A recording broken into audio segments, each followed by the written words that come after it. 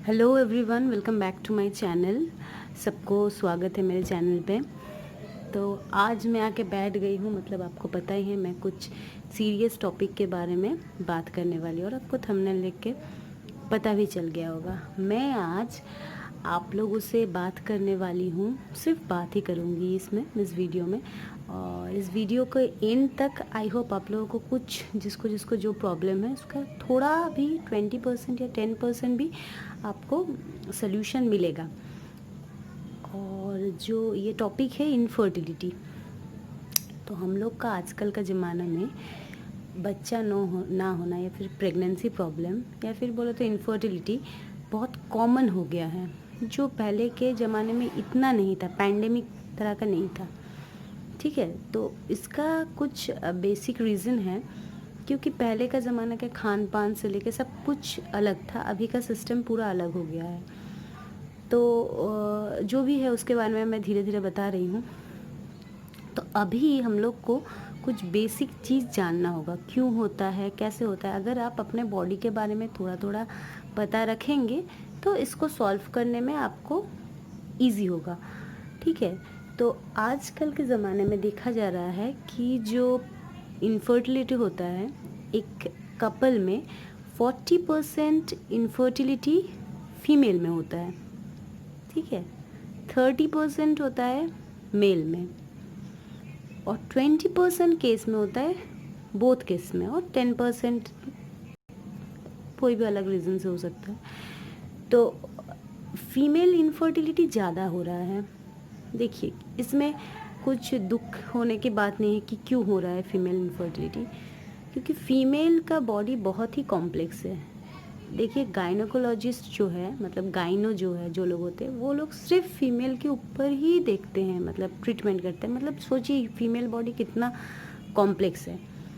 तो इसका इनफर्टिलिटी, और मेल्स भी इनफर्टिलिटी होता है, ऐसा कोई कारण नहीं कि मेल इनफर्टिलिटी नहीं होता है। किसी किसी के घर में आजकल के ज़माने में भी प्रेगनेंसी नहीं आने से सिर्फ लड़की लोग पे ही प्रेशर पड़ता है, उसका टेस्ट होता है, लेकिन लड़के लोगों का टेस्ट नहीं होता है। सबके घर में नहीं, अभी तक किसी किसी घर में ऐसा बात है। तो क्या होता है, तो फर्स्ट बोल रही मैं फीमेल इनफर्टिलिटी के बारे में। तो ज़्यादातर फीमेल इनफर्टिलिटी होता है हार्मोनल इम्बैलेंस के लिए। जो भी जितना भी डिजीज़ का नाम ले लो, जो भी हो जाए, इसका बेसिक रीज़न है हार्मोनल इम्बैलेंस। ठीक है, इसका आप थायराइड बोल दो, पीसीओडी बोल दो, सिस्ट बोल दो, कुछ भी बोलो, the basic reason is hormonal imbalance. ठीक है, तो ये हार्मोनल इम्बैलेंस आजकल के ज़माने में कहाँ से आ रहा है। आप बोल सकते हैं मैं डाइट करती हूँ, स्ट्रिक्ट करती हूँ, एक्सरसाइज करती हूँ, फिर भी मुझे हार्मोनल इम्बैलेंस कैसे आया। तो मैं आपको एक इजी एग्जांपल देती हूँ।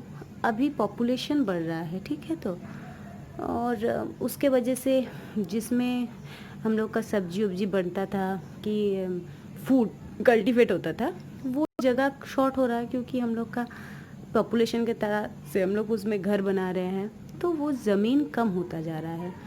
तो हम लोग क्या कर रहे हैं, एक ही ज़मीन में बार बार बार बार कल्टीवेशन कर रहे हैं। इसमें ज़मीन का जो न्यूट्रिशन लेवल है वो घट रहा है। समझा पा रही हूँ, न्यूट्रिशन लेवल घट रहा है, और उसमें हम लोग दे रहे हैं बहुत सारा के केमिकल्स ताकि बढ़ जाए। हम लोग का डिमांड है, हम लोग का पॉपुलेशन भी वैसे बढ़ रहा है पूरा वर्ल्ड वाइड। तो ये सब केमिकल्स एडवर्स इफ़ेक्ट कर रहा है हम लोग में, जो हार्मोनल इम्बैलेंस कर रहा है। तो सिर्फ बाहर के खाने से नहीं, हम लोग ये सब से भी मेरा हम लोग का हार्मोनल इम्बैलेंस हो रहा है। ठीक है, ये है बेसिक रीज़न कोई भी इनफर्टिलिटी का, कुछ ना कुछ हार्मोनल इम्बैलेंस होगा ही।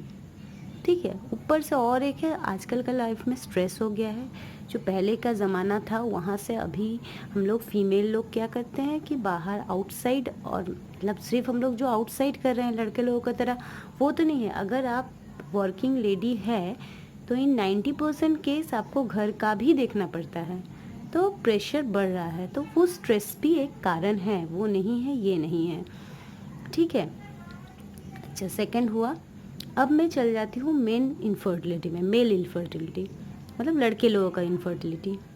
तो उसका तो कुछ इंजरी होने से हो सकता है, या फिर जेनेटिकल रीज़न के वजह से हो सकता है, या फिर कुछ स्पर्म्स इसका डिटेल में बाद में बताऊंगी। अगर आपको ये सब जानना चाहते हैं डिटेल तो प्लीज़ मुझे कमेंट कीजिएगा, मैं बताऊंगी। हाँ, और वीडियो को लाइक शेयर सब्सक्राइब कीजिएगा, तो मैं इस सब के बारे में और बताना पसंद करूँगी।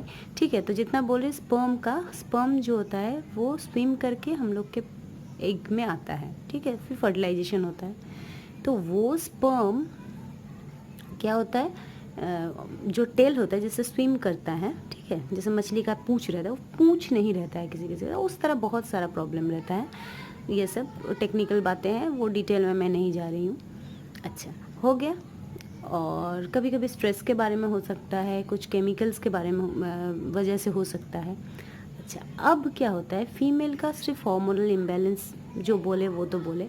अब क्या क्या होता है, किसी किसी औरत में या फिर लेडीज़ में होता है कि उसका प्रेगनेंसी आ रहा है, मतलब फर्टिलाइजेशन हो रहा है, लेकिन बेबी को कुछ ही महीने में वो बेबी नहीं रख पा रहा है, मतलब गर्भपात हो जा रहा है। ये भी रीज़न हो सकता है, दैट मीन्स उसका में उसका पकड़ने का कैपेसिटी नहीं है।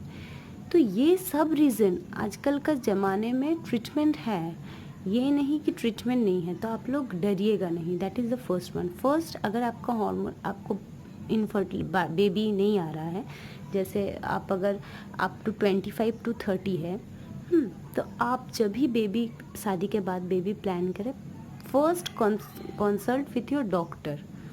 ठीक है, कोई भी अच्छा गायनिकोलॉजिस्ट के पास जाइए, उनसे आप कंसल्ट कीजिए। ठीक है। अच्छा, अगर आपका पीरियड नॉर्मल है, that means regular periodical cycle है, दैट्स बेस्ट।